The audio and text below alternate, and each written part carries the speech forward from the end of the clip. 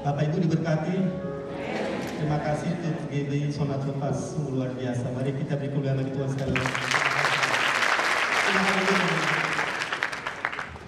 Terima kasih untuk bisa kembali lagi di acara Gospel Tour Seminar sesi keempat di hari Senin ini, masih juga meluangkan waktu untuk Tuhan luar biasa. Saya yakin Bapak Ibu akan diberkati untuk mendengarkan pesan dari Tuhan lewat Pastor Andrew Bomek. Saya ingin sampaikan juga bahwa nanti malam adalah acara terakhir kami. Kalau ada saudara-saudari, teman-teman, keluarga yang datang, silahkan datang. Dan juga saya ingin sampaikan bahwa kalau ada yang butuh didoakan, Bapak Ibu tidak perlu menunggu sampai altar call. Pendoa-pendoa kami siap kapan saja untuk mendoakan Bapak Ibu yang perlu didoakan. Mereka umumnya akan berdiri di sini. Jadi tidak usah menunggu sampai pada akhir daripada sesi. Satu lagi yang saya ingin sampaikan, nanti jam 5.15 sore kita akan adakan Charis Interest Meeting di ruangan kecil untuk menjelaskan mengenai program kami untuk Indonesia ini lewat Charis Bible College.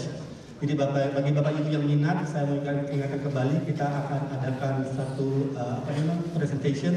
Silakan datang dan ada informasi-informasi yang akan kami sampaikan. Amin. Oke, kita akan sekarang beri kemuliaan bagi Tuhan untuk Andrew Bomek.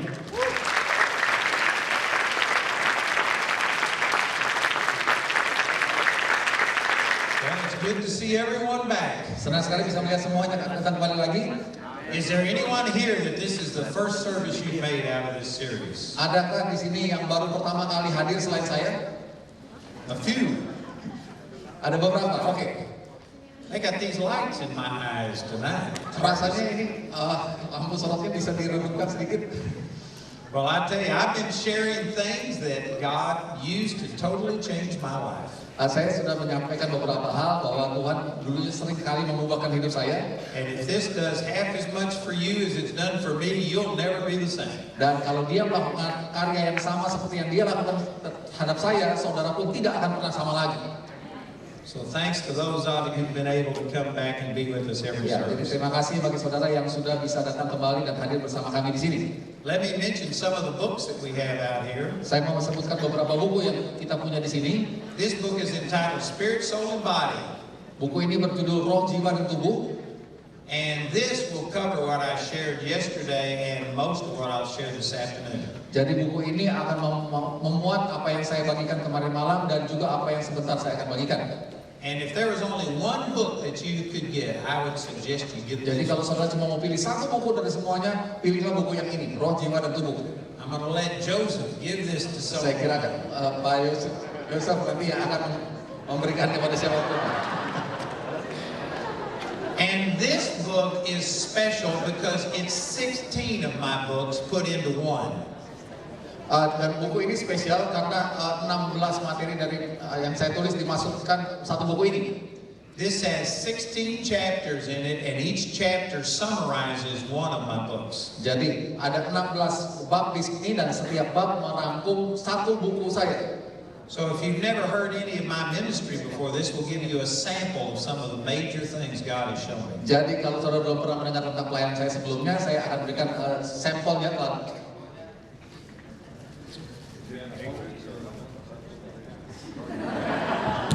Oke, nah ini sampelnya semua dirangkum di sini. 16 secara singkat dirangkum. I forgot what I was going to say. It's a sample. Oh, and if you like one of the chapters, then you can go get the book that deals in more detail. Nah, kalau saudara suka dengan salah satu bab yang ditulis di situ, beli bukunya, saudaraku ya. And this book is entitled How to Find, Follow, and Fulfill God's Will. Buku ini yang ketiga disebut berjudul Menemukan, Mengikuti, dan Menggenapi Kehendak Tuhan. And this is actually 3 books combined into one. Jadi ini sebetulnya gabungan dari 3 buku dalam satu buku. You can't fulfill God's will if you don't know what it is. Saudara tidak bisa menggenapi kehendak Tuhan kalau saudara tidak tahu apa kehendak Tuhan itu. So this shows you how to find God's will for your Jadi life. buku ini menunjukkan bagaimana saudara menemukan kehendak Tuhan itu buat saudara. But then there's a right and a wrong way to try and accomplish it. Lalu ada juga cara yang benar dan cara yang keliru untuk menggenapinya, mewujudkannya. And very few people who find God's will for their life ever fulfill it totally. Dan sedikit sekali orang yang pernah menemukan kehendak Tuhan dalam hidup mereka bisa menggenapinya dengan benar. This is very, very important. Jadi ini buku yang sangat penting. Okay, this afternoon I want to give you an opportunity to be partners with us. Ya, jadi sore hari ini saya ingin memberi saudara kesempatan untuk berpartner dengan kami. It was just last week that we finally got incorporated in Indonesia. Jadi baru saja minggu lalu kami memulai katakanlah sekolah kami ini di Indonesia. And as you heard from Irwin, we are starting a Charis Bible College next year. Sebagaimana yang saudara sudah dengar dari Pak Irwan Siregar bahwa Charis Bible College Indonesia akan dimulai tahun 2017. And there's a lot of work that has to take place. Dan saudaraku sudah ada banyak pekerjaan yang dilakukan, sedang dilakukan. We have to translate hundreds of hours worth of material into Indonesia. Kami harus menerjemahkan ratusan dari materi pembelajaran kami ke dalam bahasa Indonesia.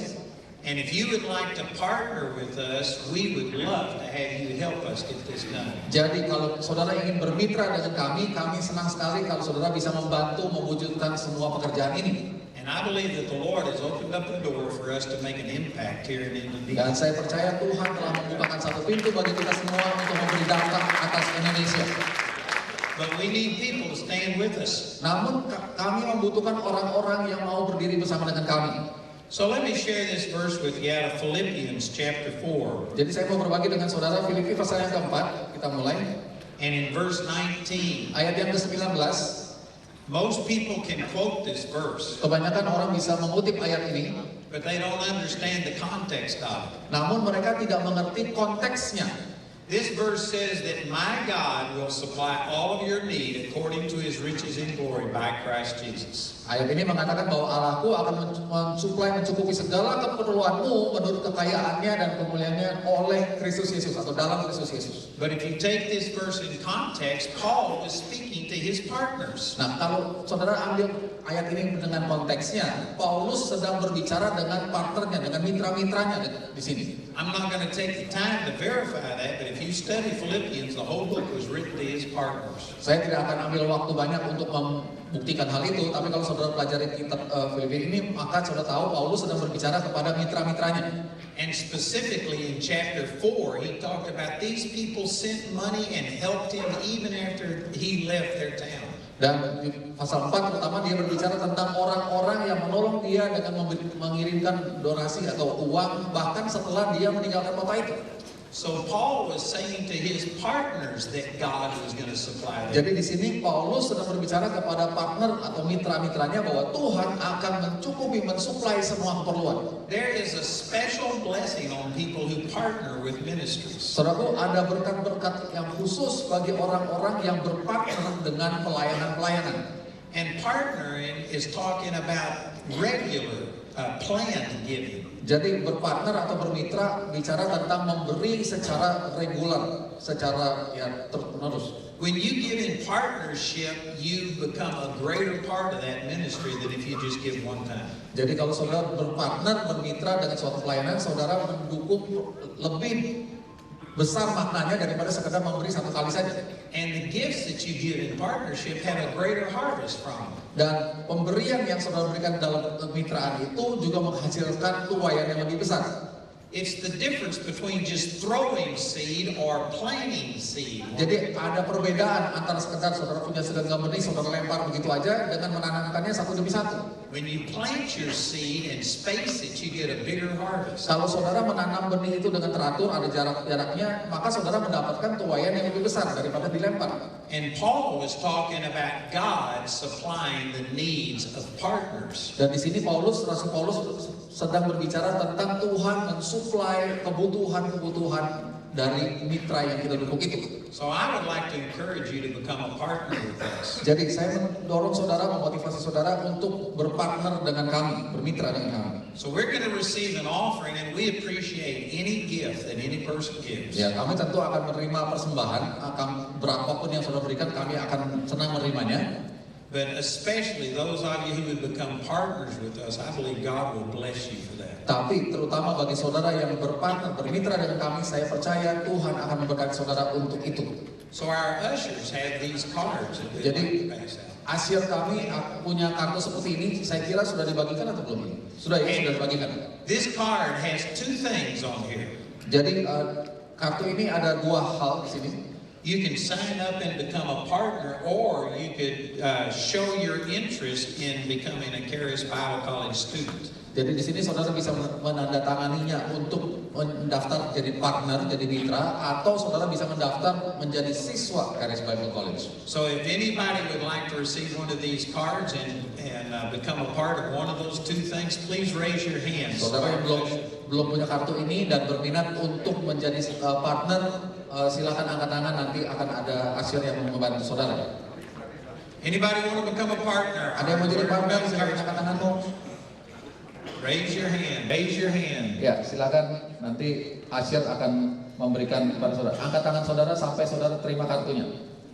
And I'll advance for becoming a part of what we're doing here.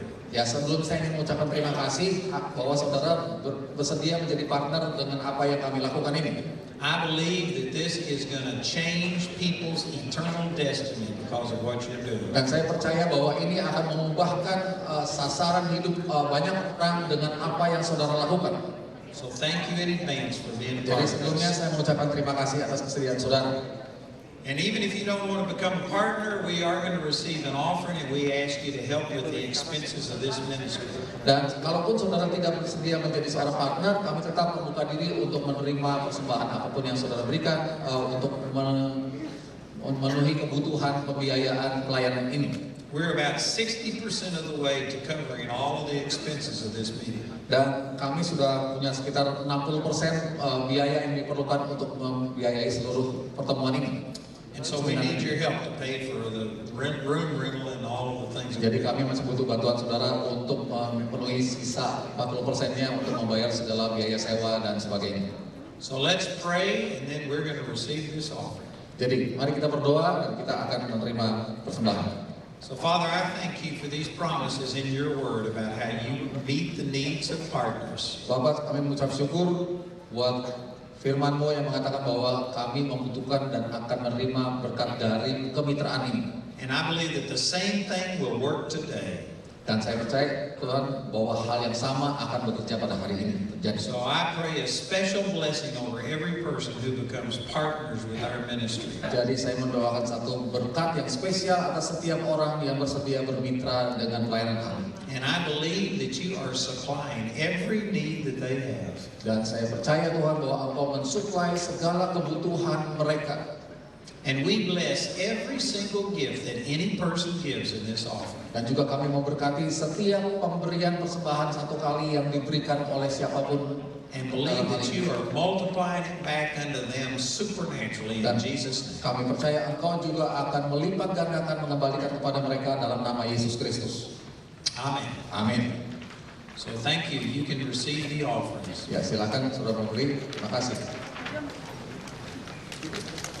And I think Irwin had already said this, but in case he didn't, because I couldn't understand what he was saying. Saya kira Pak Irwan sudah menyampaikan ini, tapi seandainya belum karena saya nggak ngerti bahasa Indonesia. Pak Irwan ngomong apa?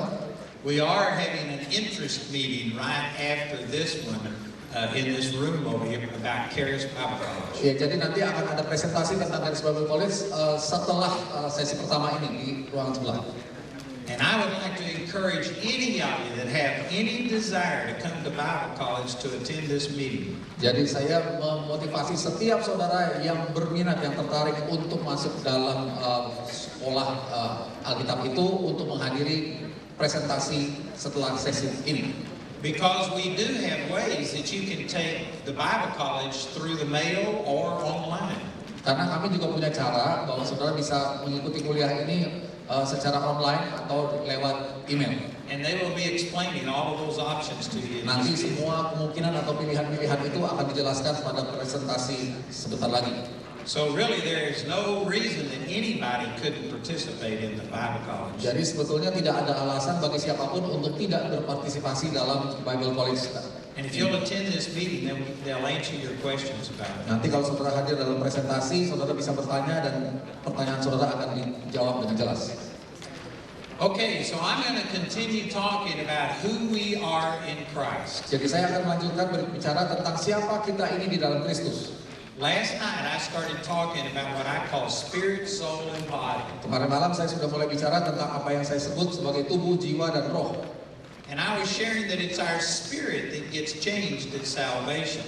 Dan saya sudah menjelaskan bahwa roh kita lah yang mengalami pengubahan, yang diubahkan pada saat kita mengalami keselamatan.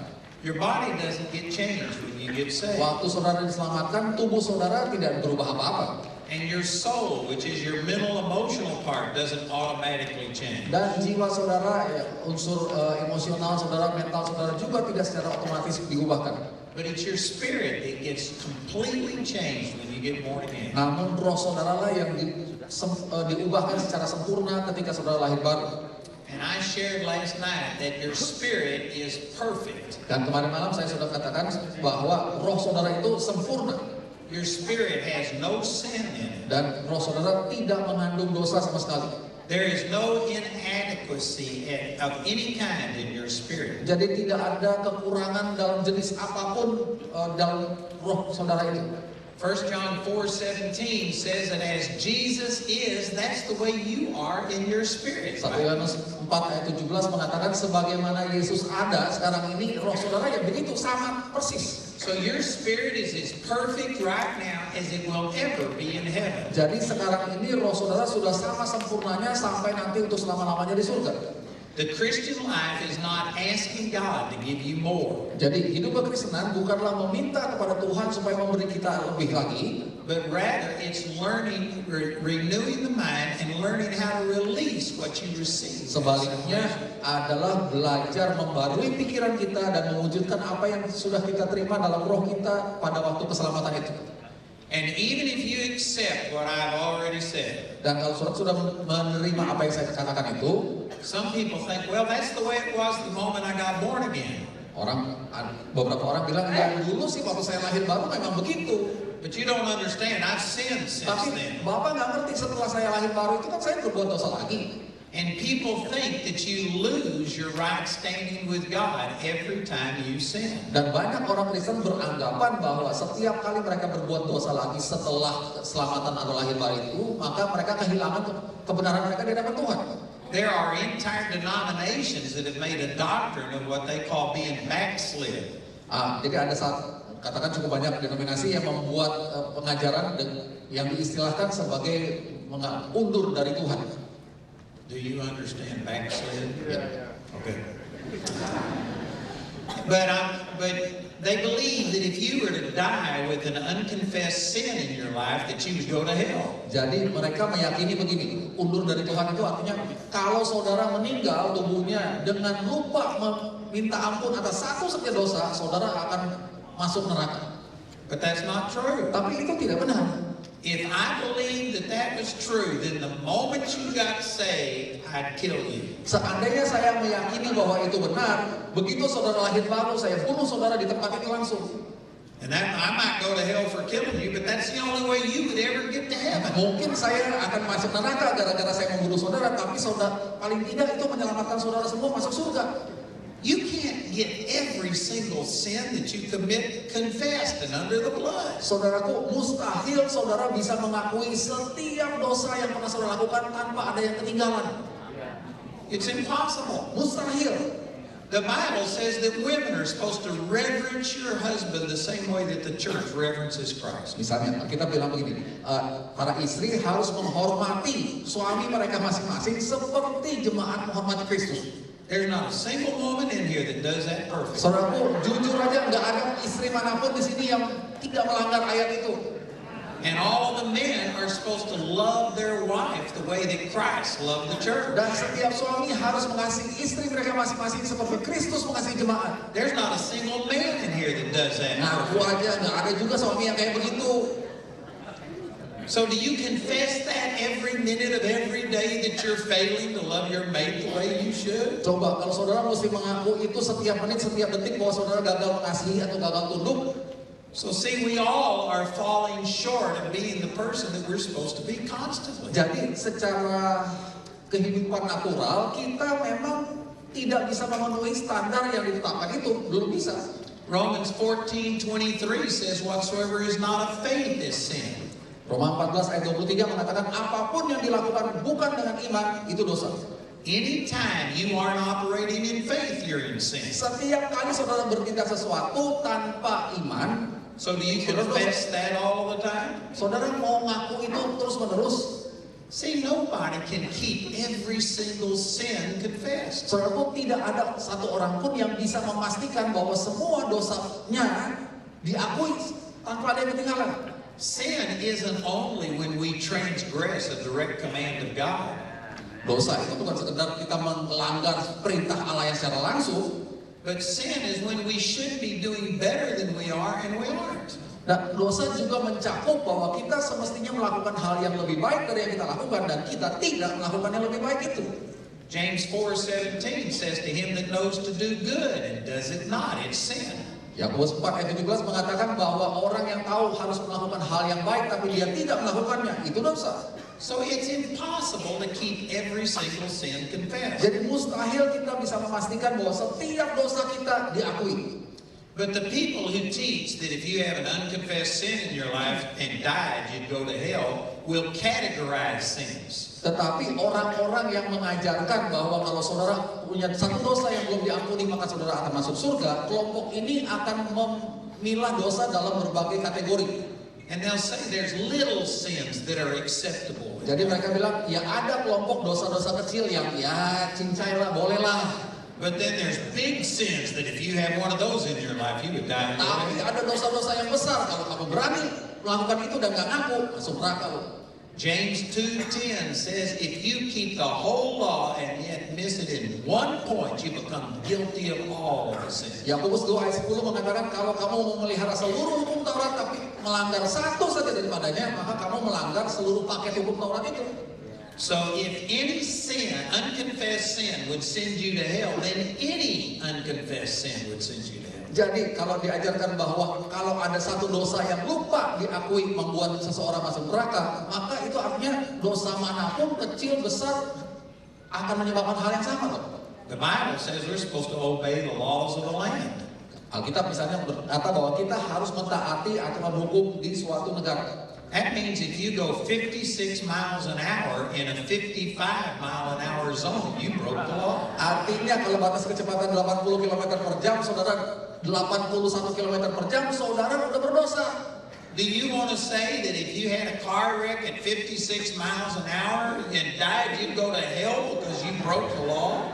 Apakah kalau kecepatan 81 km itu saudara nabrak dan mati, saudara akan masuk neraka gara-gara melanggar aturan itu kelebihan 1 km per jam? That's a foolish doctrine that you cannot live under. Menurut saya itu doktrin yang konyol, yang mustahil bisa kita hidupi.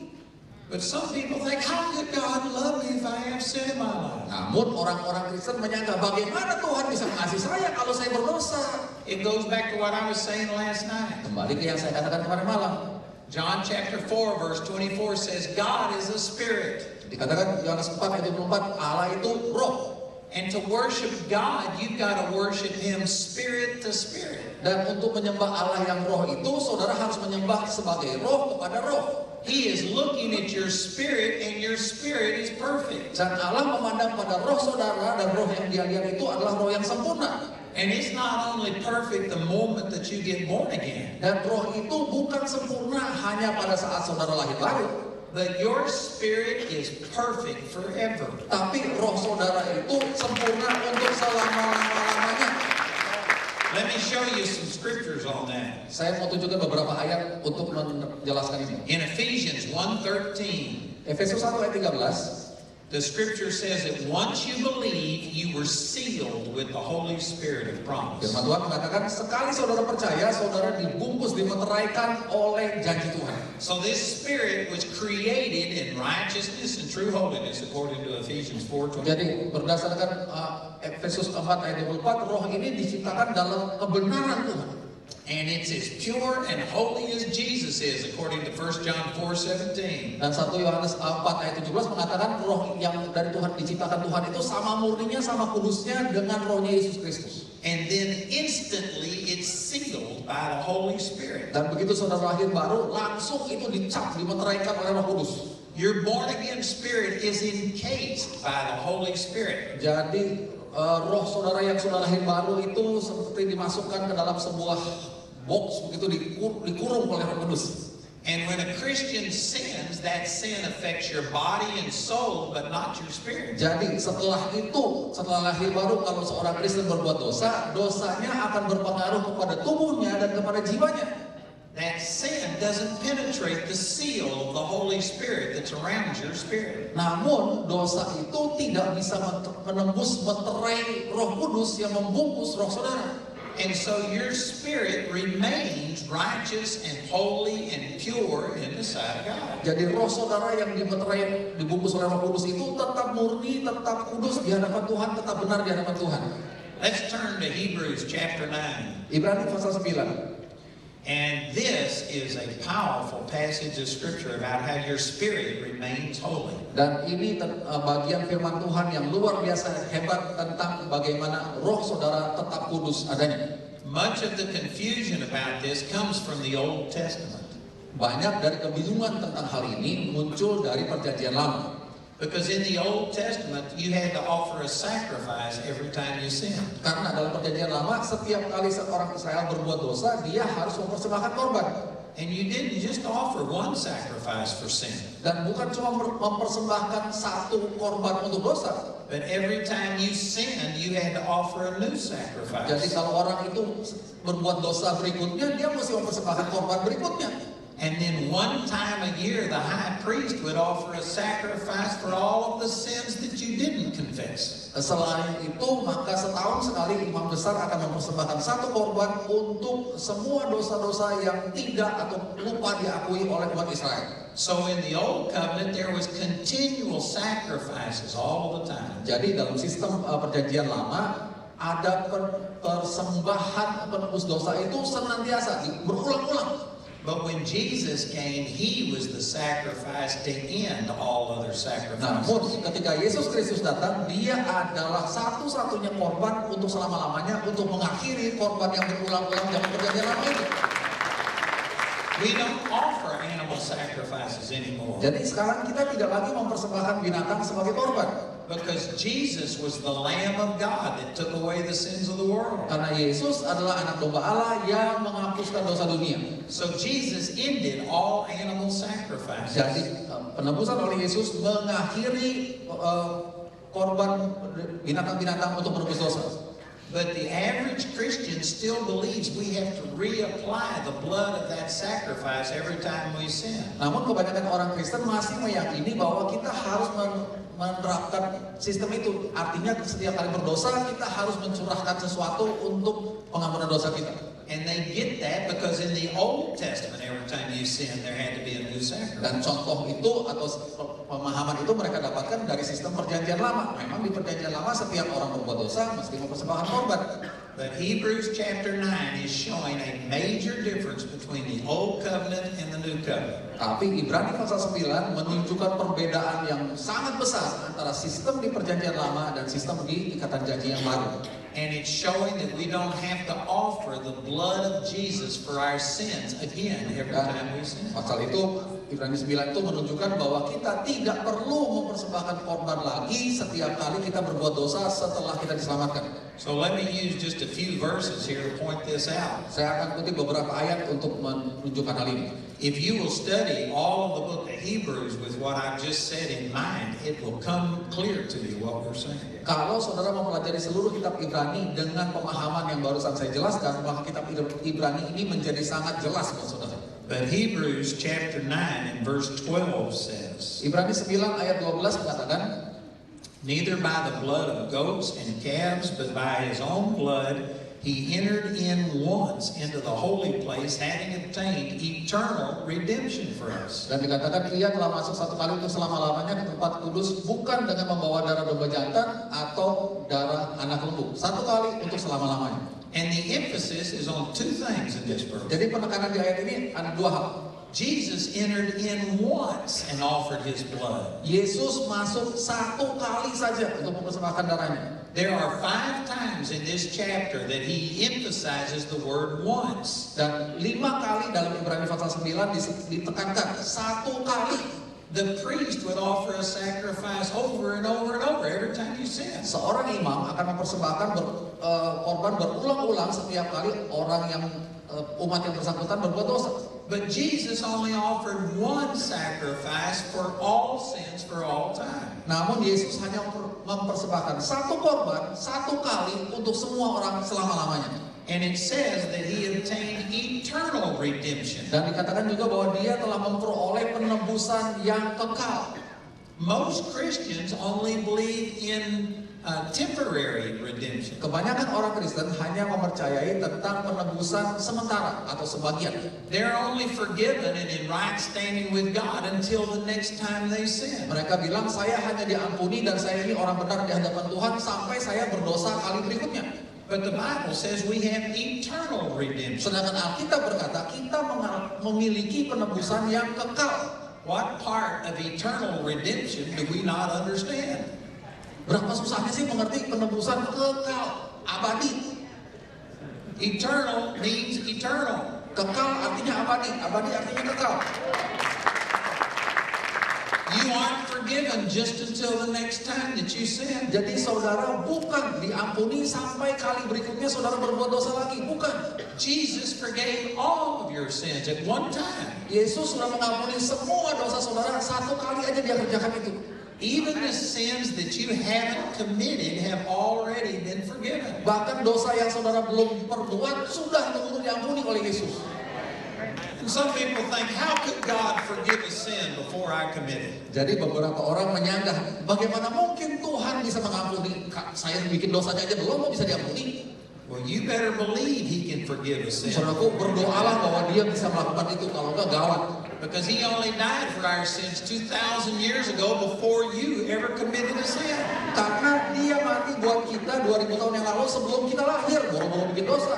If Jesus can't forgive sins in advance, you and I could not be saved. Seandainya Yesus tidak bisa mengampuni dosa sebelum kita lahir atau sebelum kita berbuat, kita semua nggak bisa diselamatkan. So Jesus only died for our sins once, and we got eternal redemption. Jadi Yesus cuma mati satu kali saja, ingat satu kali gak diulang ya. Dan kita keselamatannya, penebusannya kekal selama-lamanya.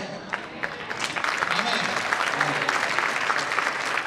Our sins past, present, and even future sins are already forgiven. Jadi dosa kita yang dulu, yang sekarang, dan yang masa depan semua komplit udah diampuni. And that gives us eternal redemption. Dan itu memberi kita penebusan kekal.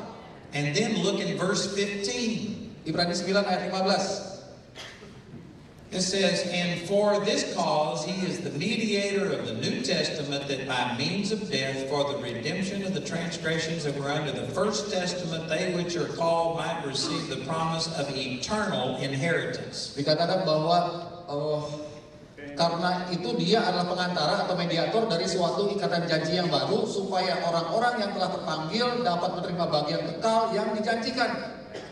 Sebab dia telah mati dan untuk menebus pelanggaran yang telah dilakukan selama perjanjian yang pertama.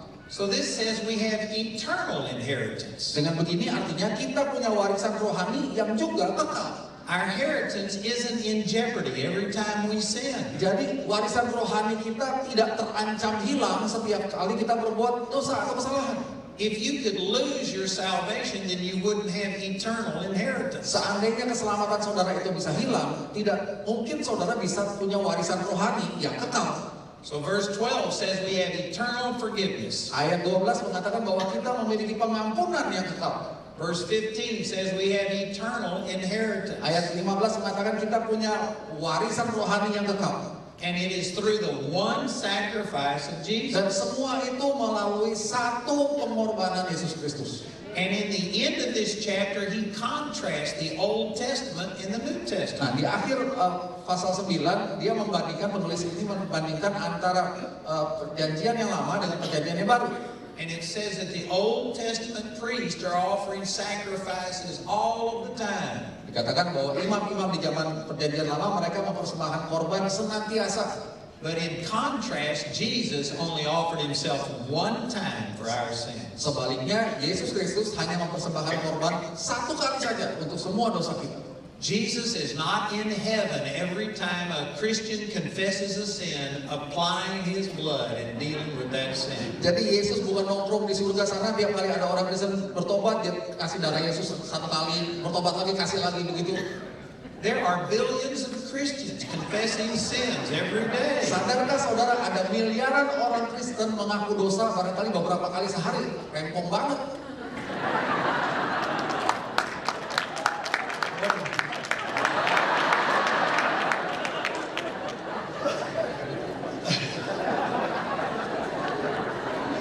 Can you imagine? He wouldn't have time to do anything else. Bayangin nggak repotnya Yesus seandainya dia mesti oles-oles ke sana ke sini darahnya. Aduh. I wish I could hear what you say. And so our sins have already been forgiven. Jadi saudaraku, dosa-dosa kita sudah diampuni. Now don't misunderstand what I'm saying. Tolong jangan salah mengerti dengan apa yang saya katakan ini. This does not mean that we can just go live in sin because Jesus has already forgiven our sins. Fakta rohani ini bukan berarti bahwa sekarang silakan hidup sebebas-bebasnya dalam dosa, mentang-mentang dosa sudah diampuni. It means that God won't reject you if you commit a sin. Maksud saya adalah Tuhan tidak akan menolak saudara sekiranya saudara berbuat dosa. He has already forgiven it. Karena dia sudah mengampuni itu. So your sin is not going to make you lose God's love and blessing. Dengan kata lain, dosa yang saudara perbuat itu tidak membuat saudara kehilangan kasih Tuhan dan berkat-berkat Tuhan. But Romans 6:16 says, whoever you yield yourself to dominates and controls you. Namun Roma 6 ayat 16 mengatakan, kepada siapa kamu menghambakan dirimu, pihak majikanmu itu menguasai kamu sepenuhnya.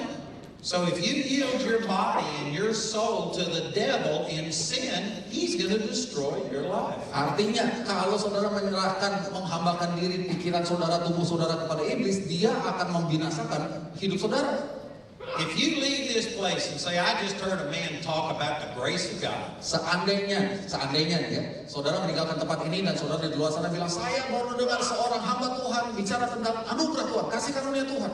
And all of my sins are already forgiven. Semua dosa saya ternyata sudah diampuni Tuhan.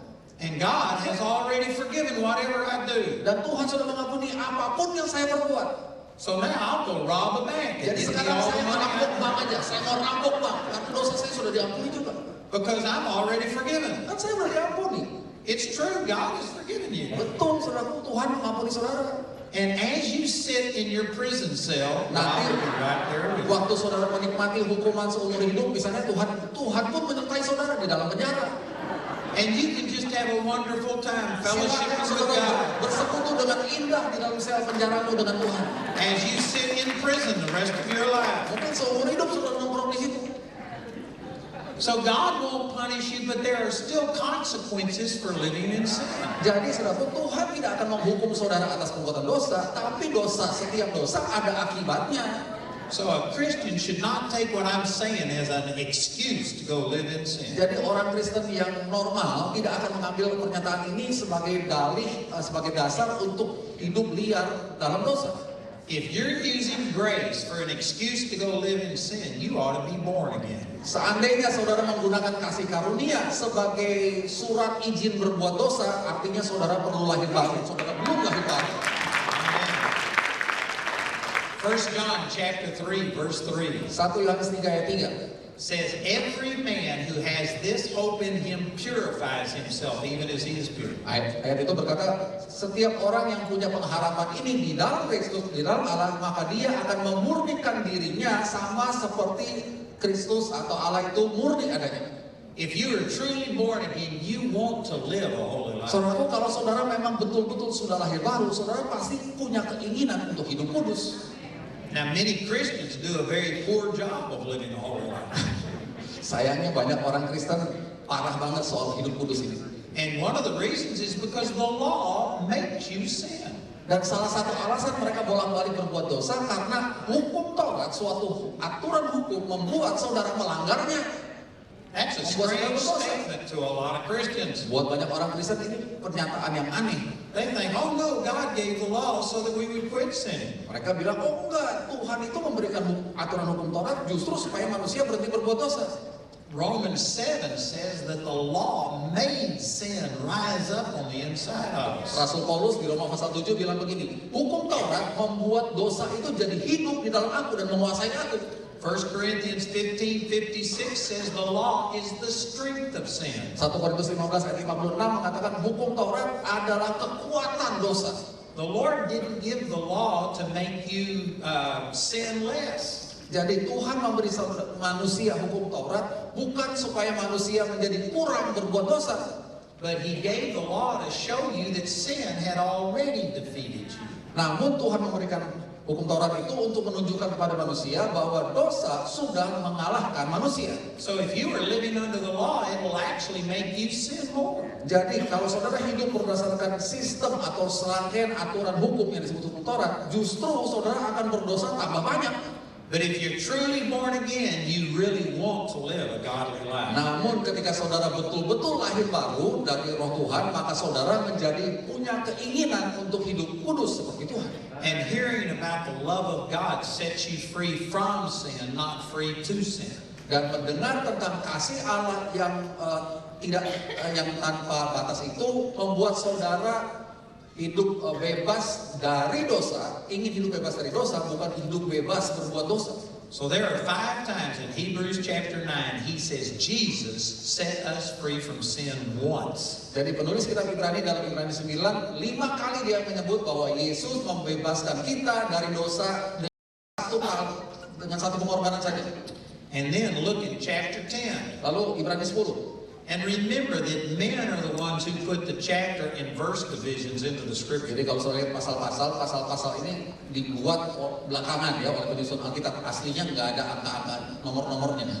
There's nothing wrong with that. That allows us to find the passage of scripture. Ya tidak ada yang salah dengan pemberian nomoran ayat-ayat atau pasal. But you've got to remember that chapter 10 is not a new idea. Tapi saudara perlu ingat begini, kalau saudara lihat, sekarang pasal 10, bukan artinya pasal 10 itu nggak ada urusannya dengan pasal 9. He's continuing to talk about the same thing. Jadi penulis kitab Ibrani masih terus berbicara mengenai tema yang sama. And look at chapter 10, verse 10. Ibrani 10 ayat yang 10. It says, by the which will we are sanctified through the offering of the body of Jesus Christ once for all. Dan oleh kehendaknya kita telah dikuduskan satu kali untuk selama-lamanya oleh persembahan tubuh Yesus Kristus. The word sanctify means to set apart or make holy. Kata dikuduskan artinya dipisahkan, dikhususkan, dibikin jadi kudus. You have been made holy one time for all time. Saudara telah dibikin jadi kudus, dikhususkan buat Tuhan satu kali saja untuk selama-lamanya. That's not talking about your body. Dan ayat ini bukan sedang berbicara tentang tubuh kita. Your body isn't holy. Tubuh saudara sekarang tidak dalam keadaan kudus. And it's not talking about your soul, your mental emotional part. Juga bukan bicara tentang jiwa kita atau sisi mental emosi saudara. Your mind and emotions aren't holy. Pikiran saudara, emosi saudara, perasaan saudara tidak dalam keadaan kudus sekarang ini. But Ephesians 4:24 says your new man was created righteous and truly holy. Tapi Efesus 4 ayat 24 mengatakan saudara adalah manusia baru yang diciptakan dengan benar dan kudus. And then Ephesians 1:13 says it was instantly sealed by the Holy Spirit. Efesus 1 ayat 13 mengatakan bahwa roh saudara itu langsung dimeteraikan dan meterainya adalah Roh Kudus. So that righteousness and holiness in your spirit never changes. Sehingga kebenaran dan kekudusan di dalam roh saudara tidak pernah berubah sedikit pun. You were made holy once for all. Saudara dibikin jadi kudus satu kali untuk selama-lamanya. And then look at verse 14. Ayat 14, Ibrani 10. It says, for by one offering he hath perfected forever them that are sanctified. Dikatakan oleh satu persembahan saja dia telah membuat jadi kudus untuk selama-lamanya semua yang dia kuduskan itu. Verse 10 says you were sanctified once for all. Ayat 10-nya mengatakan saudara dikuduskan satu kali untuk selama-lamanya. And verse 14 says if you were sanctified you were made perfect forever. Ayat 14 mengatakan kalau saudara sudah dikuduskan maka saudara dibuat jadi sempurna untuk selama-lamanya. That can only be talking about your spirit. Dan ini hanya bisa berlaku untuk roh saudara. Your body isn't perfect. Karena sekarang ini tubuh saudara belum sempurna. The Atau tidak scripture sempurna. calls this mortal, and we must put on immortality. Firman Tuhan menyebut tubuh kita ini fana, ya, bisa binasa. Sedangkan kita harus mengenakan yang tidak dapat binasa. We don't have our glorified body yet. Jadi kita masih belum memakai tubuh kemuliaan kita. This body isn't perfect. Tubuh yang natural ini tidak sempurna. And my mind and emotions isn't perfect Dan yet. pikiran saya, perasaan-perasaan saya juga tidak atau belum sempurna. But my spirit is perfect forever. Namun roh saya dan roh saudara sempurna untuk selama-lamanya.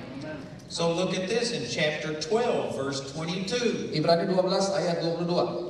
And I'm going to read verses 22 and 23. Saya baca ayat 22 dan 23. It says that you have come to the general assembly and church of the firstborn, which are written in heaven, and to God, the judge of all, and to the spirits of... Or that was verse 23. I meant to read verse 22. Oke. Anyway, verse 23 is what I'm wanting to get to. Go ahead and read it. Yang saya baca dulu ayat 22-nya, nanti penekanannya di ayat 23. Tetapi kamu sudah datang ke Bukit Sion, ke kota Allah yang hidup, Yerusalem surgawi, dan kepada beribu-ribu malaikat, suatu kumpulan yang meriah. And the end of verse 23 says, you have come to just men whose spirits have been made perfect. Dalam bahasa Inggris dikatakan di akhir ayat 23, kamu telah datang kepada orang-orang benar yang rohnya telah dibuat menjadi sempurna. So remember that this is the same author talking. Jadi ini masih penulis yang sama yang bicara ini. The chapter and verses don't mean it's a new thought. Jadi adanya pergantian nomor pasal maupun ayat itu tidak menunjukkan pergantian pemikiran. Atau This tema. is the same writer talking about the same thing. Penulis yang sama menulis tentang tema yang sama. And he specifically said it was your spirit that was made perfect. Dan dia secara spesifik mengatakan roh kamu, roh kalian lah yang dibikin jadi sempurna. So God is a spirit and God is looking at your spirit. Jadi Allah itu roh, dia memandang saudara sebagai roh atau memandang roh saudara.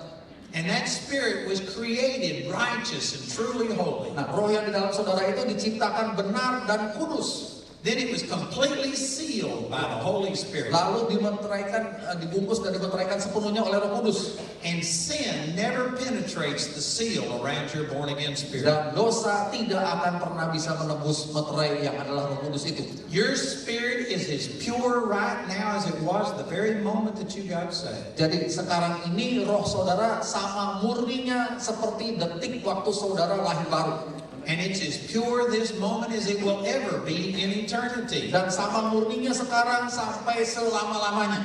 Your spirit is identical to Jesus. Dan roh saudara tepat sama dengan rohnya Yesus Kristus. Hallelujah. Haleluya. So 1/3 of your salvation is complete. Jadi sepertiga dari keselamatan saudara udah beres. And the rest of the Christian life is renewing your mind to what you already have in the Spirit. Dan sisa dari kehidupan kekristenan kita adalah soal membarui pikiran kita masing-masing berdasarkan ke roh yang sudah benar itu. Your 3 parts. Jadi kita kan terdiri dari 3 unsur, 3 bagian. You have a spirit, soul, and body. Kita ini roh, jiwa, dan tubuh. If your mind gets renewed to what you have in Christ, then that's 2 against 1. Jadi kalau pikiran saudara sudah dibarui dan menjadi selaras dengan roh, maka sekarang 2 lawan 1, 2/3 lawan 1/3. And what you have in your spirit will control what happens in your body. Kalau sudah begini, maka apa yang ada dalam benak roh saudara akan mengendalikan tampilan di tubuh saudara. But if you get your mind to where it's controlled by what you see and feel, Namun kalau saudara mengizinkan pikiran saudara menyatu dengan tubuh, artinya berdasarkan apa yang saudara rasakan dan saudara lihat, then the natural will control you and not the spirit. maka ini 2/3 yang natural akan mengalahkan 1/3 yang rohani. In the spirit, you've got everything that you'll ever need. Di dalam sisi roh saudara, saudara memiliki segala-galanya yang saudara pernah butuhkan. But the key to releasing it is changing the way you think. Tapi kunci untuk bisa mengalirkan segala sumber daya dari roh ini ke dalam tubuh adalah kita harus mengubah pikiran kita, membarui pikiran kita. You can't see yourself as just a man or a woman. Saudara tidak bisa melihat diri sendiri atau tidak boleh melihat diri saudara sendiri sebagai oh saya laki-laki, oh saya perempuan. You need to see yourself as I'm a born again person. Marilah lihat diri saudara sebagai saya ini orang yang sudah lahir baru. And in my spirit, I've got everything that Jesus has. Dan di dalam roh saya punya semua yang Yesus punya. And as quickly as I can begin to think like Jesus, I can begin to experience like Jesus. Secepat saya bisa berpikir seperti Yesus, secepat itu pula saya akan bisa bertindak, berperilaku seperti Yesus. So most Christians have an identity crisis. Jadi kebanyakan orang Kristen mengalami krisis identitas. They think that what they see in the mirror and what they feel in their emotions is the real them. Karena mereka merasa bahwa apa yang mereka lihat di cermin adalah mereka, apa yang mereka rasakan dalam perasaan mereka itulah mereka. Mereka pikir begitu. But that's not the real me. Tapi itu bukan saudara yang sesungguhnya, bukan saya yang sesungguhnya.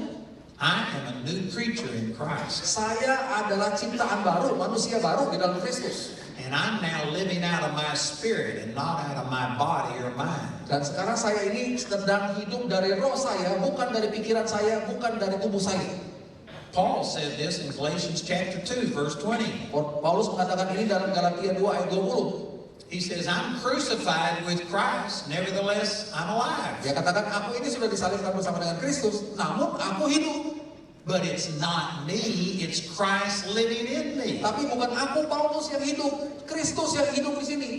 The reason Paul affected the world was because he was living from who he was in Christ. Alasan kenapa Paulus bisa memberi dampak besar secara rohani pada dunia karena dia hidup seperti Kristus atau sebagai Kristus. He didn't face his problems as just a human being. Jadi waktu Paulus menghadapi masalah, dia tidak menghadapi masalah itu sebagai seorang Paulus yang manusia fana. He faced all of his obstacles from the spirit man. Dia menghadapi segala tantangan dan halangan dalam hidupnya dari manusia rohnya. And Paul said that if you walk in the spirit, you will not fulfill the lust of the flesh. Dan Paulus menjamin kalau kamu hidup dengan bersumber dari rohmu, kamu pasti tidak akan melakukan nafsu-nafsu dari manusia natural. Everything in the Christian life depends on you knowing who you are in the spirit. Jadi segala sesuatu dalam hidup kekristenan bergantung dari mengetahui, menyadari bahwa saudara hidup bersumber dari roh.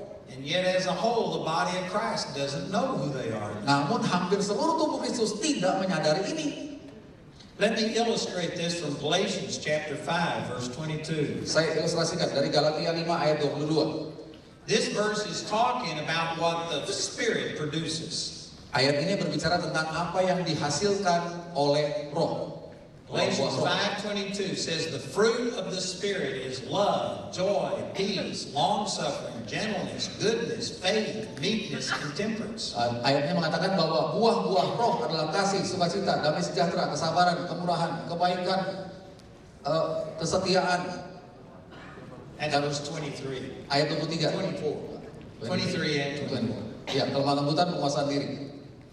And so there are 9 things listed. Jadi ada 9 yang terdaftar di situ buah roh, ada 9. But these 9 things are just one. Tapi ke-9 tampilan ini adalah sebetulnya satu. It's like sunlight can be shine through a prism and be broken into different Ya, colors. seperti sinar matahari kalau disorot lewat prisma akan menyebar jadi beberapa warna. But all of those colors are in one beam of sunlight. Tapi semua warna yang keluar lewat prisma itu sebetulnya berasal dari satu sinar matahari yang sama. So the fruit of the Spirit is all of these things at one time. Jadi buah-buah roh adalah atau buah roh kudus adalah ke-9 tampilan itu sekaligus muncul dalam satu. And this fruit is a constant thing. Nah, buah roh ini juga merupakan buah yang konstan, terus-menerus. Your spirit doesn't just have love, joy, and peace sometimes. Jadi roh saudara bukan punya kasih, damai sejahtera dan sukacita itu kadang-kadang.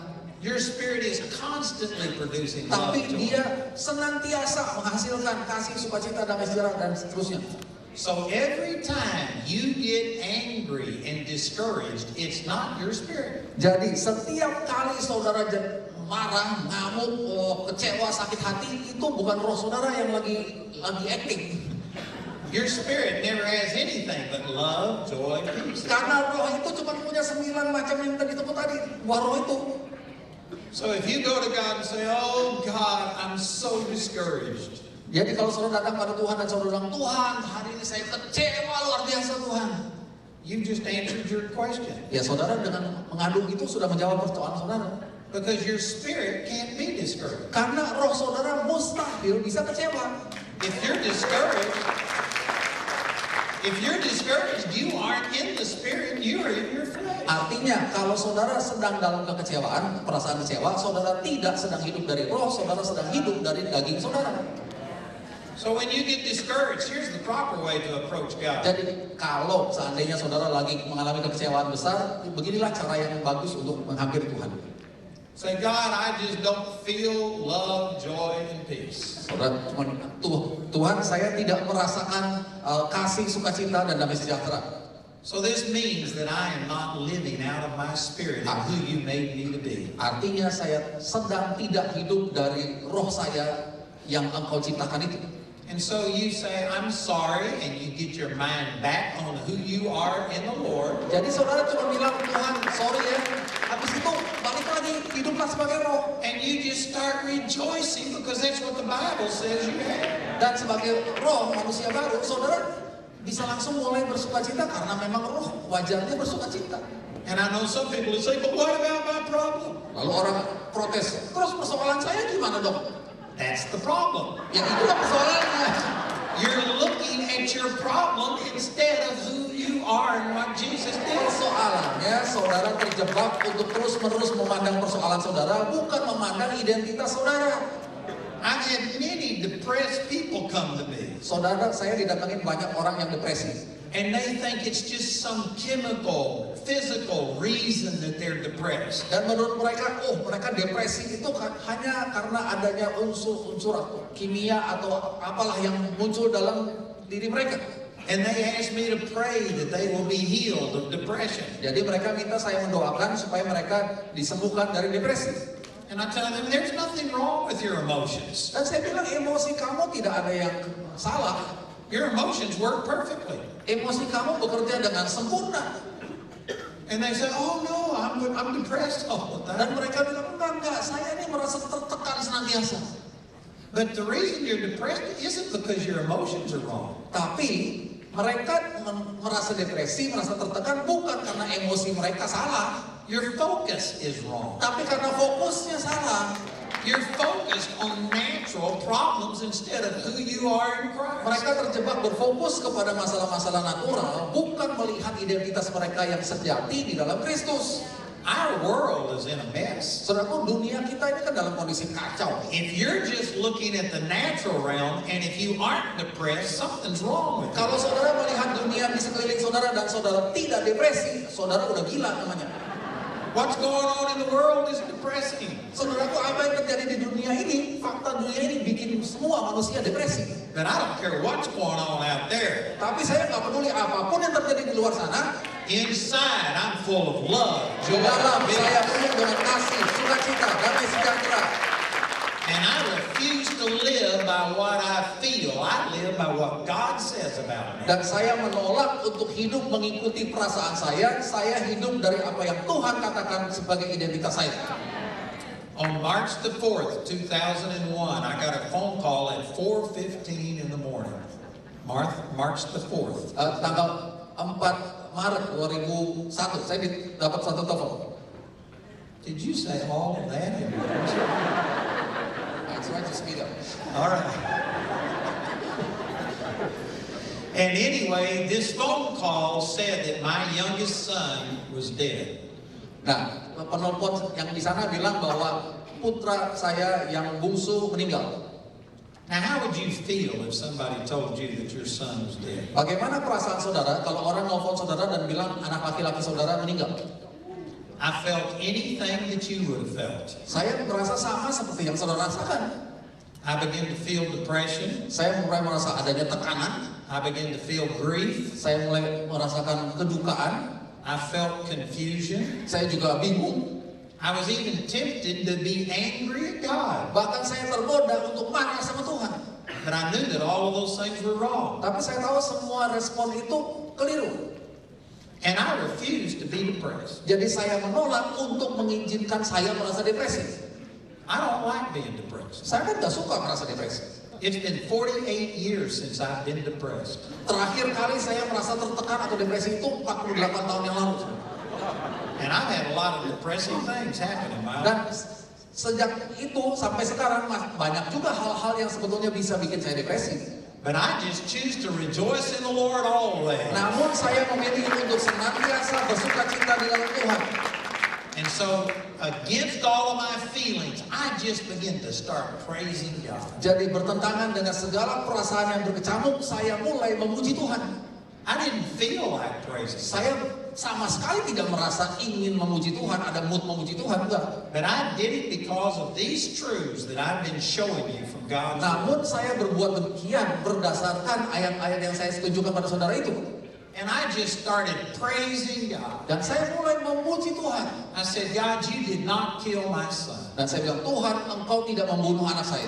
And I told him that regardless of what happens, I'm going to serve him with my whole heart. Dan saya bilang, Tuhan, apapun yang terjadi, saya tetap akan melayani Engkau dengan segenap hati saya.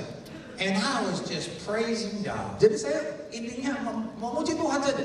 My wife thought I lost my mind. Istri saya pikir saya udah gila.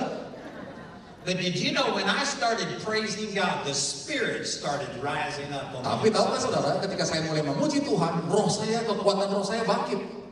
And we spoke to our son. Dan kami berbicara kepada anak kami itu. We were an hour away from where he was. Kami 1 jam perjalanan jauhnya dari tempat dia berada. But I took my authority and commanded him to come back to life. Tapi saya menggunakan otoritas rohani saya dan saya memerintahkan dia untuk hidup lagi. And he had been dead for nearly 5 hours. Waktu saya bicara begitu, dia sudah meninggal kira-kira 5 jam. They had already put him in the morgue on a cooler. Dan jenazahnya sudah dimasukkan ke dalam lemari pendingin di kamar mayat. And after being dead for nearly 5 hours, he just sat up and started. Dan setelah meninggal 5 jam kira-kira dia duduk tiba-tiba. Hallelujah. Haleluya. And today he is alive and well. Hari ini dia hidup sehat. And I've got a granddaughter that was born 1 year later. Dan 1 tahun kemudian dia memberikan seorang cucu perempuan buat saya. And I wouldn't have had her if he hadn't come back from the dead. Seandainya putra saya itu tidak hidup lagi, saya nggak punya cucu perempuan. And I'm telling you, these truths that I've shared with you are what caused that to happen. Dan saudaraku, saya mau katakan pada saudara, kebenaran-kebenaran yang saya bagikan pada saudara itulah yang menyebabkan hal itu bisa terjadi. If I would have let my emotions go and just start grieving and be discouraged and depressed, my son would be dead today. Seandainya saya mengizinkan perasaan itu menguasai saya berduka cita, merasa tertekan dan sebagainya, maka anak saya sampai hari ini nggak bangkit lagi, tetap mati dia. We don't have this resurrection power in our bodies or in our minds. Jadi kuasa kebangkitan yang secara roh itu tidak kita miliki pada tubuh jasmani kita atau pada pikiran kita. That power resides in our spirit. Kuasa itu berada pada sisi roh kita. And you have to walk in the spirit to experience this power. Jadi kalau saudara ingin melihat kuasa itu bekerja, hiduplah dengan bersumber dari rohmu. So every time you walk in anger, you are not walking in love, which is the fruit of the Spirit. Jadi setiap kali saudara sedang hidup mengekspresikan kemarahan, saudara tidak sedang hidup dari roh yang adalah kasih. Every time you allow sadness in your life, you are not walking in joy, which is a fruit of the Spirit. Setiap kali saudara mengizinkan kedukaan menguasai kehidupan saudara, saudara tidak sedang hidup dari roh yang adalah sukacita. Every time you worry, you are not walking in peace, which is a fruit of the Spirit. Setiap kali saudara berkhawatir, saudara sedang tidak hidup dari damai sejahtera yang adalah roh. And some of you are saying, you can't live that way. Lalu mungkin ada beberapa dari saudara yang menyanggah, nggak mungkin manusia hidup dengan cara begitu. Don't wake me up, because that's the way I'm living. Ya, kalau saudara menyanggah, ya silahkan hidup sanggahanmu. Saya nggak ikutan, saya menghidupi yang ini. That's how I live. Ya saya mengikuti ayat ini. I I didn't let what a doctor said control me. I went by what God said. Saya tidak mengizinkan preskripsi seorang dokter, hasil analisis dokter tentang tubuh saya mengendalikan tubuh saya. Saya mengizinkan firman Tuhan mengendalikannya.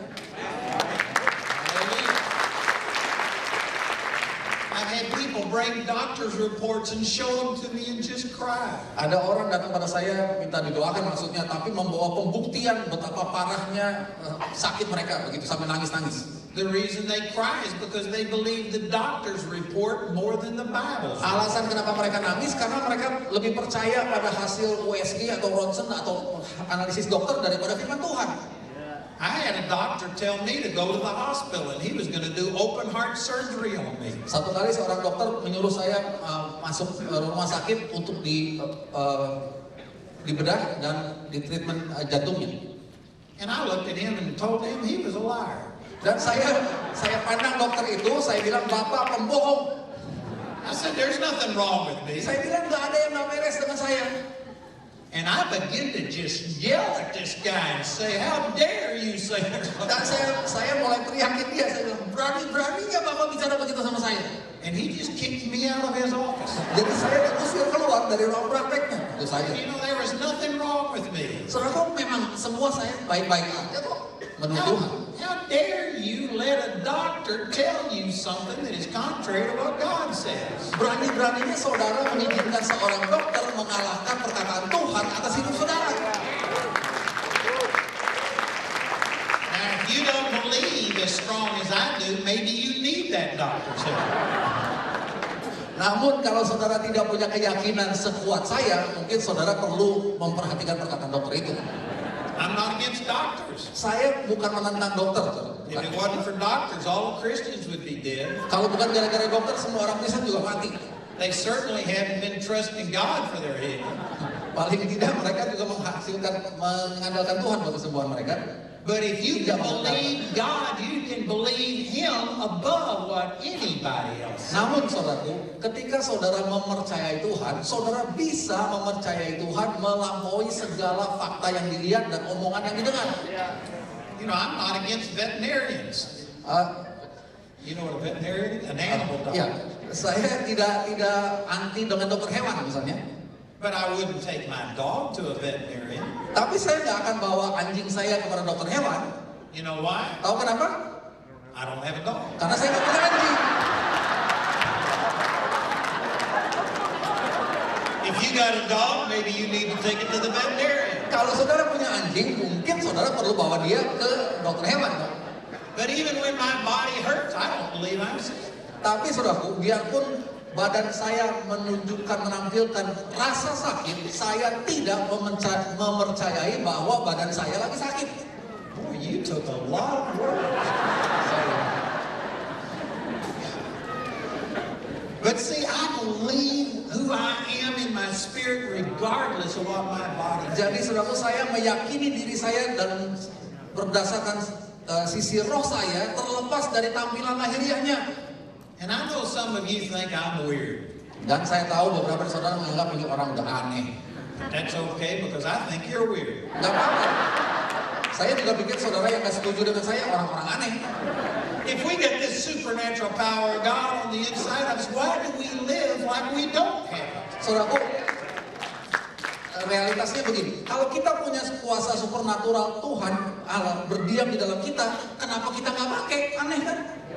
If Ya, what nggak the pakai. Bible says about me is true, well then I'm just going to believe it and act like it. Jadi kalau apa yang firman Tuhan atau Alkitab katakan pada saya itu benar, ya saya mau percaya dan bertindak sesuai dengan kebenaran itu. And I've seen 5 people raised from the dead.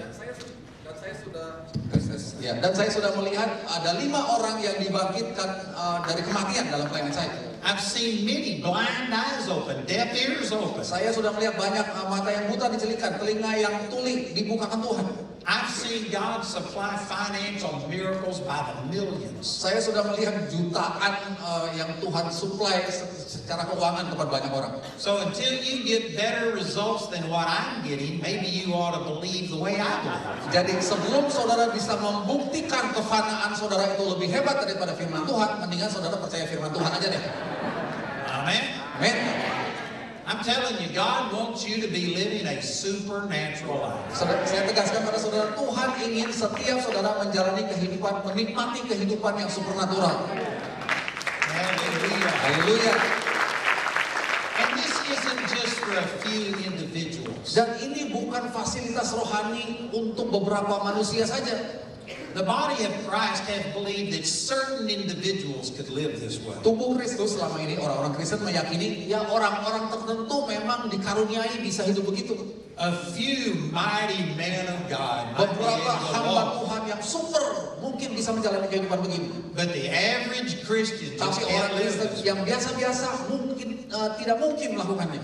But this is for every born again person. Namun fasilitas rohani ini disediakan untuk setiap orang Kristen yang lahir baru, yang sudah lahir baru.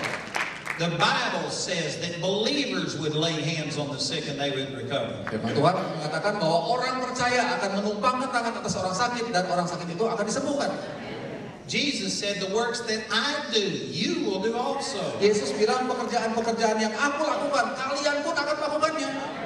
Jesus healed the sick and cleansed the lepers and raised the dead. Yesus menyembuhkan orang sakit, mentahirkan orang kusta dan membangkitkan orang mati. Every one of us should be doing that. Mestinya setiap kita juga bisa melakukan itu. But instead, we're in our closets praying that God would pour out His Tapi Spirit. sebaliknya dari berbuat begitu, kita mengurung diri di kamar dan kita bilang, Tuhan lakukanlah mujizat. God has already poured out His Spirit. Tuhan bilang, aku sudah mencurahkan rohku ke dalam kamu. It's inside of you. Rohnya sekarang ada di dalam kamu. And if we would believe this and start acting like this, Nah, kalau kita mau mempercayai hal itu dan bertindak berdasarkan hal itu, you would see this supernatural power released through you. saudara akan mengalami kuasa supernatural itu mengalir keluar dari saudara. And I promise you, if you see somebody raised from the dead, you'll have all the revival you can handle. Dan saya yakinkan saudara, seandainya saudara bisa dengan mengalirkan kuasa Tuhan membuat orang mati jadi hidup lagi, wah itu perhatian semua tersorot ke situ. We don't need to be asking God to pour out His Spirit from heaven. Saudaraku, kita tidak perlu memohon Tuhan mencurahkan rohnya dari kuasanya dari surga kepada seseorang. We need to be drawing what God has already put in us out. Kita perlu menyadari bahwa Tuhan sudah menaruhkannya di dalam kita. Kita perlu memunculkannya, mengekspresikannya. And that happens through the renewing of our Dan mind. itu baru bisa terjadi kalau ada pembaruan pikiran kita. You're already perfect in your heart. Jadi di dalam hati saudara, dalam roh saudara, saudara sudah sempurna. If you're born again, you don't need a new heart. Kalau saudara sudah lahir baru, saudara tidak perlu hati yang baru lagi. If you're born again, you don't need more of God. Kalau saudara sudah lahir baru, saudara tidak perlu roh Tuhan yang lebih kuat lagi. You just need to discover what God has already put on the inside Yang of you. diperlukan adalah saudara menemukan, menyadari, oh ternyata Tuhan sudah taruh ini dalam saya. And let God out through the way you think. Lalu izinkan Tuhan itu terekspresi dari dalam. Quit thinking as a mere man or woman. Jadi berhentilah memandang diri saudara seperti orang yang saudara lihat di cermin itu. And start thinking like I am a mighty man or woman of God. Dan mulailah berpikir, saya adalah pria atau wanita yang perkasa, diberdayakan, dimotori oleh roh Tuhan. Now there are laws that govern how the Spirit of God flows. Saudaraku, ada aturan-aturan hukum yang mengatur bagaimana roh Tuhan itu mengalir. And I could minister for another 4 or 5 months about that. Dan kalau mau ngajar, saya perlu waktu 4-5 bulan lagi. But it does you no good to learn how to release it if you don't first of all know that you have it. Namun tidak ada gunanya saudara belajar bagaimana mengalirkan roh itu kalau saudara tidak pertama-tama belajar bahwa saudara sudah punya roh itu dalam saudara. So what I'm trying to do is just get across the point that you already have the fullness of God on the inside. Jadi yang saya mau tegaskan sekarang ini bahwa saudara sudah memiliki Allah dalam segala kepenuhannya di dalam saudara sekarang juga. And there's much more that you need to learn. Masih banyak lagi yang perlu saudara pelajari. That's why we have Charis Bible College. Itulah sebabnya ada Charis Bible College. But just knowing that you have it will make a difference. Tapi dengan sekedar mengetahui bahwa saudara sudah memilikinya di dalam saudara akan menghasilkan perbedaan besar pada hidupnya. Most people don't really pursue the things of God because they just feel like it's out of reach. Banyak orang Kristen tidak sungguh-sungguh mengejar hal-hal yang dari Tuhan karena menurut mereka itu terlalu jauh, tidak bisa mereka jangkau. But once you understand that I've got it in here somewhere, Tapi setelah saudara mulai mengerti bahwa oh ternyata semua yang saya cari di luar sana ternyata sebetulnya ada di dalam sini, you won't quit until you get it out. maka saudara nggak akan menyerah sampai saudara bisa menampilkannya. Even an old blind squirrel will find a nut every once in a while. Saudaraku, squirrel tupai buta juga kadang-kadang bisa nemu kacang kan? Biarin buta juga nemu dia. Likewise, you would stumble upon the things of God if you just didn't quit. Jadi kalau saudara tidak pernah menyerah nyari di dalam sini, saudara akan nemu ada nih ternyata, ada lagi gitu.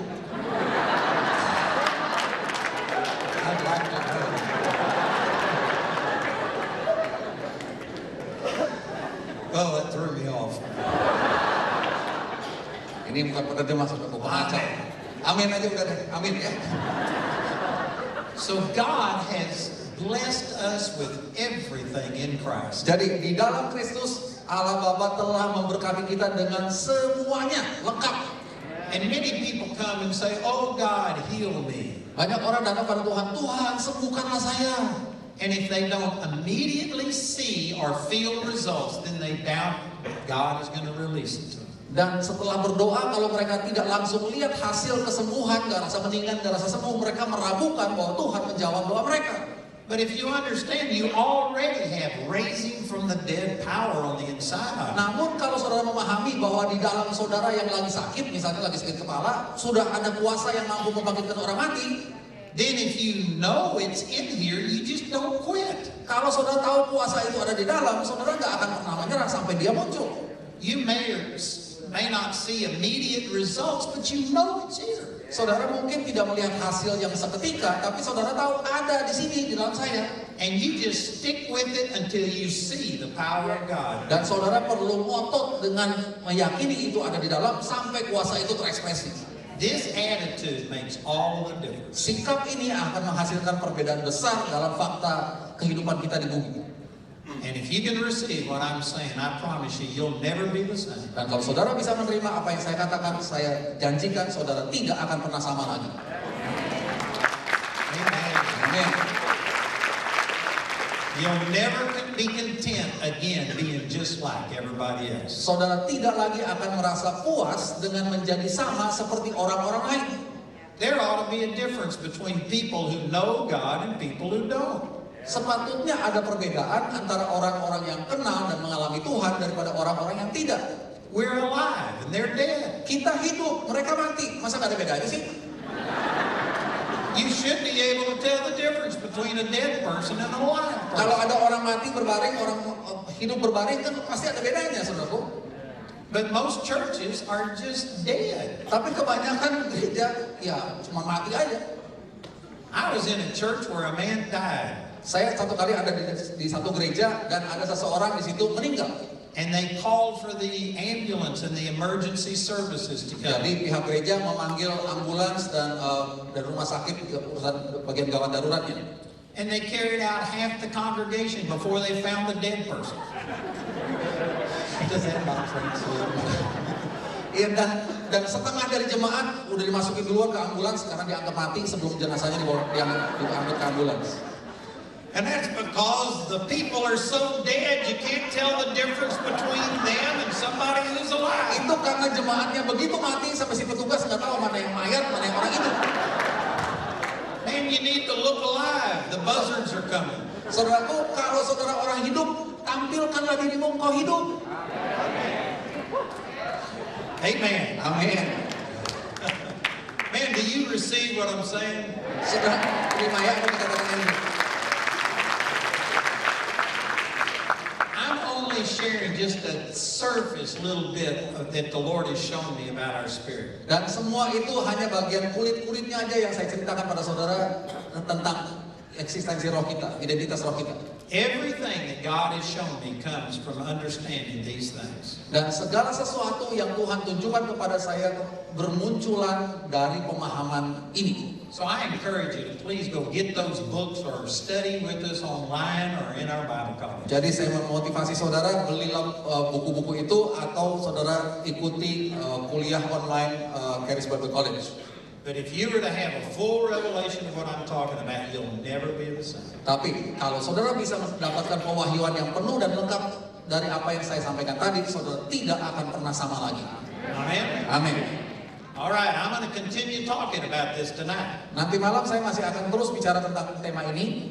So if at all possible, I encourage you to come back for the last service. Jadi seandainya memungkinkan, saya minta saudara semua hadir lagi di sesi kedua nanti, terakhir maksudnya. I'd like to ask all of our prayer ministers if they would to come up here and Saya stand. minta para pendoa kami bisa tolong berbaris di depan sini. These are people that went through a training to learn these things that I'm talking about. Saudaraku, para pendoa ini adalah orang-orang yang sudah mengalami pelatihan mengenai apa yang saya perkatakan ini. And they know who they are and what they have in Christ. Dan mereka tahu siapa mereka dan apa yang mereka miliki di dalam Kristus. And we specifically have them to pray with you and help you to receive. Jadi kami secara khusus meminta mereka, kehadiran mereka di sini untuk bisa berdoa, mendoakan saudara dalam segala kebutuhan saudara. Hopefully your faith has been quickened this evening. Saya berharap sore hari ini iman saudara digugah oleh Tuhan. And now you may be ready to release your faith in a way that you never have before. Dan sekarang mungkin saudara bisa melepas iman saudara itu tidak seperti sebelumnya tertekan, ya, sekarang bisa dilepas. So I want to give you an invitation to come and let one of us pray with you and believe with you that this power inside is released into your life. Everybody. Oke, jadi saya minta saudara secara bergantian maju ke depan supaya para pendoa ini mendoakan agar kuasa roh yang di dalam saudara itu terlepas dan bebas bekerja memerintah dalam hidup saudara. Ini undangan untuk setiap orang, tapi majunya bergilir. If you have any sickness in your body, you ought to come down here and let us pray with you and we'll get rid of it. Seandainya ada rasa sakit atau penyakit di tubuh saudara, tentu saja saudara dipersilakan maju ke depan dan kami akan berdoa buat saudara. If you've been struggling with depression and discouragement and worry, you ought to come down here and release the love, joy, and peace. Saudara yang mengalami pergumulan dengan stres, tekanan, kesedihan dan frustrasi macam-macam, saudara silakan datang di sini. Kami akan mendoakan saudara dengan kasih, sukacita, damai sejahtera dan selainnya. So if you have any of those problems, just come forward right now and let's Silakan, mulai maju ke depan. Dan langsung berdiri di depan pendoanya ya. Langsung For all berdiri. the rest of you, perfectly healthy and happy and blessed and everything's going good. Jadi sisanya dari saudara yang merasa hidup saudara bahagia, baik-baik saja, gemah limpah loh dinawi, nggak ada yang salah pada hidup saudara. If you leave here with your problem, it's not our fault. Kalau nanti saudara pulang, saudara bilang, aduh lupa tuh sebenarnya ada persoalan, bukan salah kami ya, kalau saudara maju ke depan. We've told you the truth. Kami sudah sampaikan kebenaran pada saudara. And we've got people here to pray with you and Dan di help sini you. ada pendoa-pendoa yang bersedia menolong saudara dan berdoa buat saudara. So please don't leave with your problems. Jadi jangan pulang dengan membawa persoalan. Come down here and leave them. Silakan maju ke depan dan campakkan persoalanmu di sini. And then we'll be back here at 7 o'clock. Nah, kita akan mulai sesi terakhir pada jam 7 malam. So God bless you. We'll see you at 7. Tuhan memberkati saudara, sampai ketemu jam 7 malam.